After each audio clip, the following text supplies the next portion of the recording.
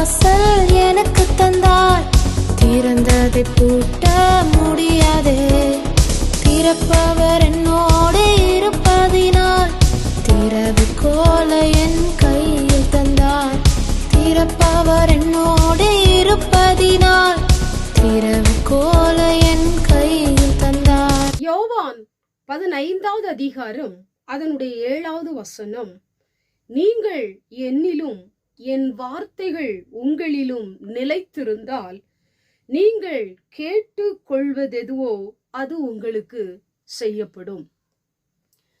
நீங்கள் ஆண்டவரிடத்திலே கேட்டதை அவர் உங்களுக்கு தர வேண்டுமானால், இந்த வசனத்தின் மேற்பகுதியிலே சொல்லப்பட்டிருக்கிறது, நீங்கள் என்னிலும் என் வார்த்தைகள் உங்களிலும் நிலைத்திருந்தால், நீங்கள் கேட்டுக்கொள்வது எதுவோ அது உங்களுக்கு செய்யப்படும்.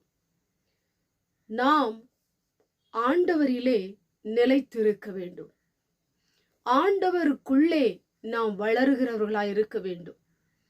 அவருடைய வார்த்தைகள் நம்முடைய இருதயத்திலே பதிக்கப்பட்டதாய் இருக்க வேண்டும். ஆண்டவருக்கு பிரியமான ஒரு வாழ்க்கை, அவர் எதிர்பார்க்கிற காரியங்கள், பரிசுத்தமான ஒரு வாழ்க்கை வசனத்தின்படி நடக்கும் பொழுது, ஆண்டவருக்கு உண்மையாய் வாழும் பொழுது, நீங்கள் கேட்டதை அவர் உங்களுக்கு நிச்சயமாய் தருவார்.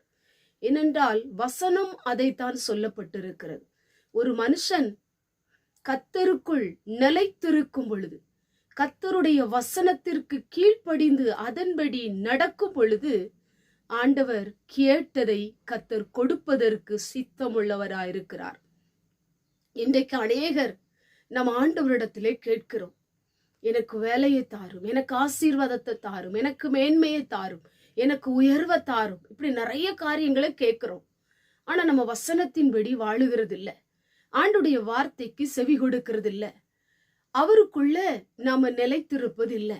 வசனம் என்ன சொல்லப்பட்டிருக்கிறது? நீங்கள் ஆண்டவருக்குள் நிலைத்திருந்தால், வசனத்தின்படி நீங்கள் வாழ்ந்தால், நீங்கள் கேட்டதை கர்த்தர் உங்களுக்கு தருவார். நிச்சயமாய் நீங்கள் வசனத்தின்படி நீங்கள் வாழுகிற ஒரு நபராய் இருக்கும் பொழுது, வசனத்துக்கு கீழ்ப்படிந்து அதற்கு செவி கொடுக்கிற ஒரு மனுஷனாய் இருக்கும் பொழுது, நிச்சயமாய் நீங்கள் கேட்டதை ஆண்டவர் தருவார். நீங்கள் எதை கேட்டீர்களோ, தேவனிடத்திலே எதை எதிர்பார்த்து கொண்டிருக்கிறீர்களோ, எது உங்களுக்கு கிடைக்க வேண்டும் என்று செபித்து கொண்டிருக்கிறீர்களோ, அதை நிச்சயமாய் ஆண்டவர் உங்களுக்கு தருவார். நீங்கள் பெற்றுக்கொள்வீர்கள்.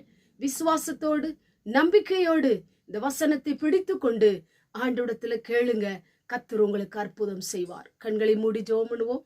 எங்கள் பரிசுத்தமுள்ள நல்ல பிதாவே, கேட்டதான வசனத்தின் மூலமாய் கேட்டுக்கொள்வது எதுவோ அது உங்களுக்கு செய்யப்படும் என்று வேதம் சொல்லப்பட்டது போல, உம்முடைய பிள்ளைகள் கேட்டதை நீர் கொடுக்க போகிற தயவுக்காய் ஸ்தோத்திரம். இயேசுவின் மூலம் செபிக்கிறோம் பிதாவே, ஆமென்.